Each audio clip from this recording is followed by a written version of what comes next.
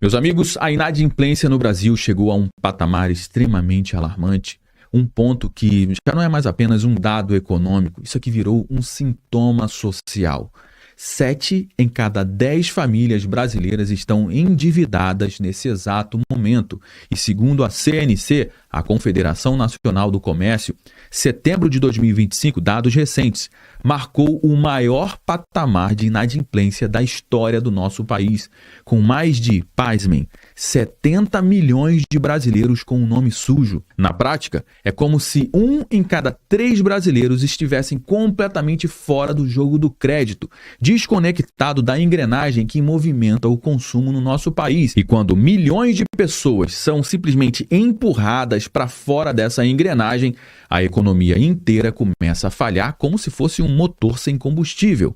Essa explosão de calotes, ela não aconteceu por acaso. Ela é o retrato de uma economia que tenta respirar sob o peso de um governo completamente irresponsável com as suas contas públicas, irresponsável com a confiança do setor produtivo e principalmente irresponsável com o bolso do trabalhador. As famílias que antes sustentavam a sua vida financeira com crédito e uma pitada de otimismo, agora elas cortam gastos, elas adiam planos e voltam a priorizar o que é puramente essencial. O supérfluo saiu completamente fora da lista e até o básico já está pesando na conta. O reflexo disso tudo já começa a respingar em vários setores da nossa economia, principalmente no comércio, que em setembro de 2025 também registrou o menor nível de confiança em mais de 2 anos.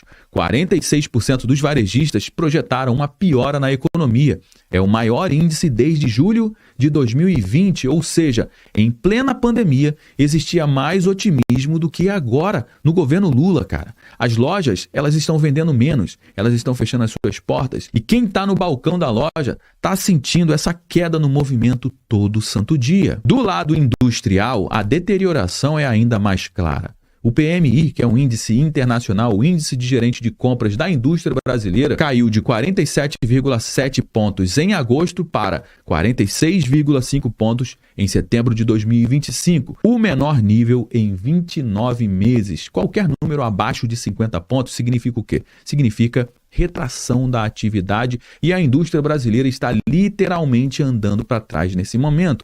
Ou seja, existe uma espiral silenciosa, extremamente negativa em curso no nosso país nesse momento. A inadimplência, ela freia o crédito. O crédito menor derruba o consumo, e o consumo fraco reduz a atividade e a economia volta a empacar. É um ciclo vicioso que não se quebra com narrativas otimistas, se quebra com trabalho, com políticas reais de renda, crédito e produtividade. 3 pilares que hoje caminham em direções completamente opostas no nosso país. E no nosso conteúdo de hoje eu vou trazer todos os desdobramentos disso na nossa economia e como tudo isso impacta diretamente na sua mesa.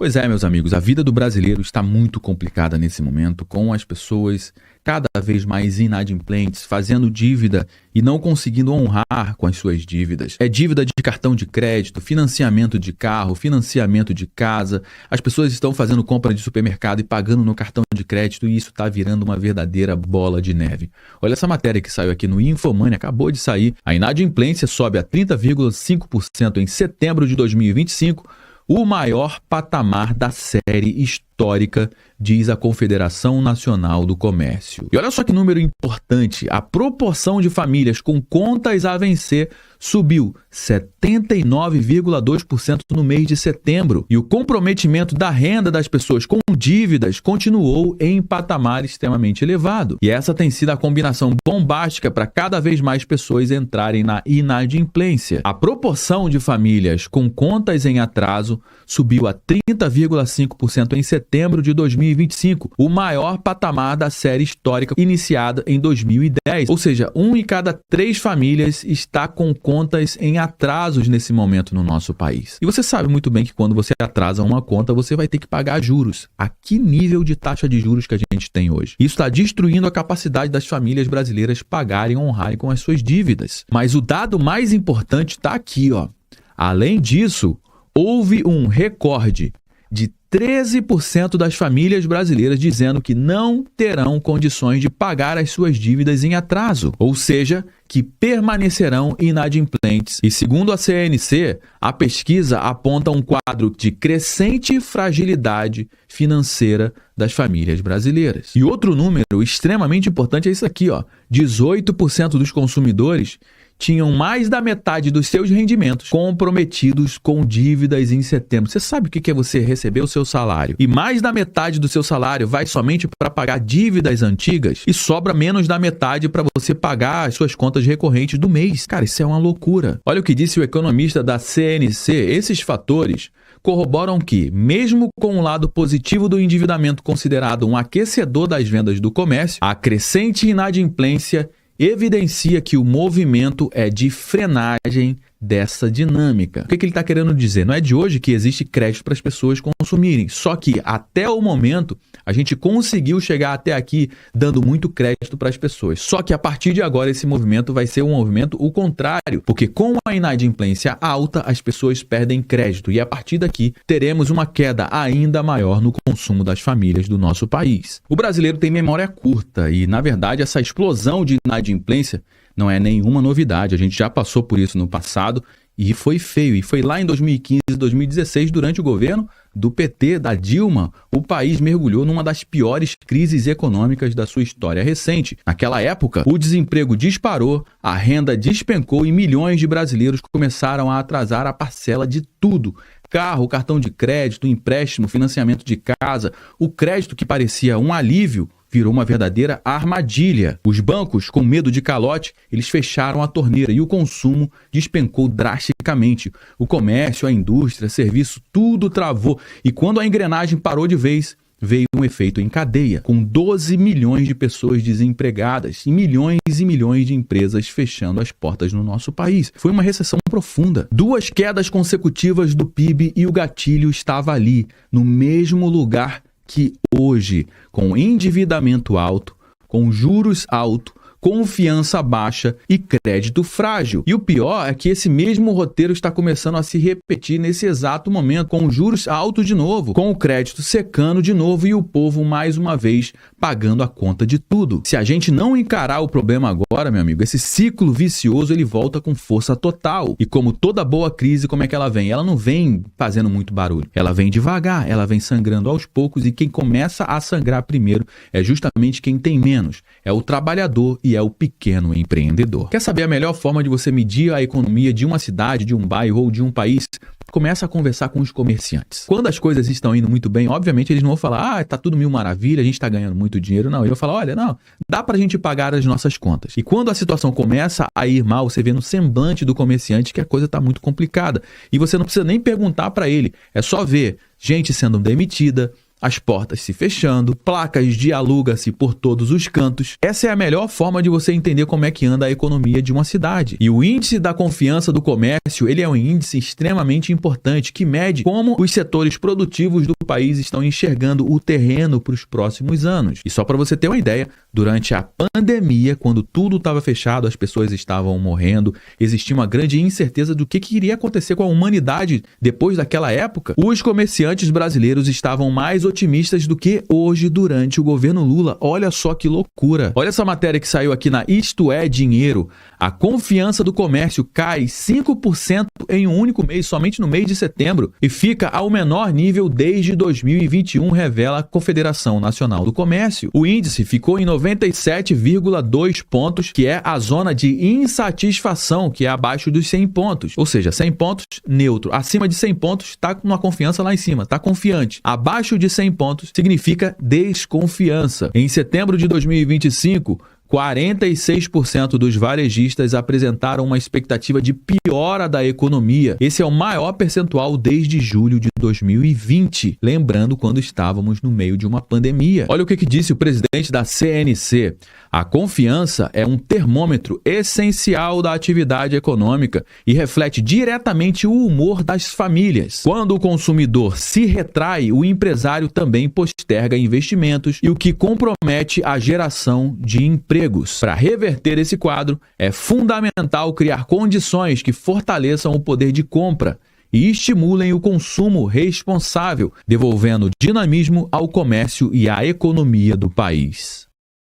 E quando o comércio esfria, a indústria começa a tirar menos pedidos, porque o comércio consome os produtos que vêm da indústria. E nesse momento, a atividade industrial brasileira está em queda livre. Eu trouxe um conteúdo aqui no nosso canal completo com todas as informações da indústria brasileira, mas nessa matéria que saiu aqui na CNN, diz que a indústria brasileira tem a menor contração em mais de 2 anos, agora em setembro de 2025. O índice caiu de 47,7% em agosto para 46,5% em setembro, indo ainda mais abaixo da marca de 50 pontos que separa crescimento de contração, ou seja, 50 pontos significa neutro, acima de 50 pontos significa crescimento, abaixo significa contração. Estamos em 46,5% e só caindo a cada mês que passa. Esse é o índice mais baixo em 29 meses, ou seja, durante a pandemia a indústria produziu mais do que agora. Que loucura, cara. Bom, meus amigos, vamos falar real. A inadimplência no Brasil, ela não caiu do céu, ela não aconteceu do nada. Ela foi construída aos poucos e empurrada goela abaixo de milhões de famílias por um modelo econômico que vive de fingir que tudo está indo muito bem, enquanto o povo está se endividando até o pescoço. Qual que é o primeiro ponto? O primeiro ponto, juros abusivos que existem no nosso país. A nossa taxa básica de juros ficou travada por muito tempo nos maiores patamares do planeta e isso se espalha por toda a economia. Por quê? Porque o cartão de crédito, o empréstimo pessoal, cara, tudo isso fica muito mais caro e vira uma bomba relógio. Você parcela R$2.000 e quando você vê, você está devendo R$3.500, R$4.000. A dívida cresce muito mais do que o seu salário. E quando o brasileiro atrasa uma parcela, meu amigo, o sistema financeiro ele não perdoa, ele vem com tudo para cima. O segundo ponto é o custo de vida nas alturas e o salário parado. A inflação oficial, que está na casa aí dos 5,5%, meu amigo, não reflete o que acontece na vida real. Por quê? Porque a vida real não está nem aí para o IPCA. O arroz, o feijão, o gás, o aluguel, a luz, o supermercado,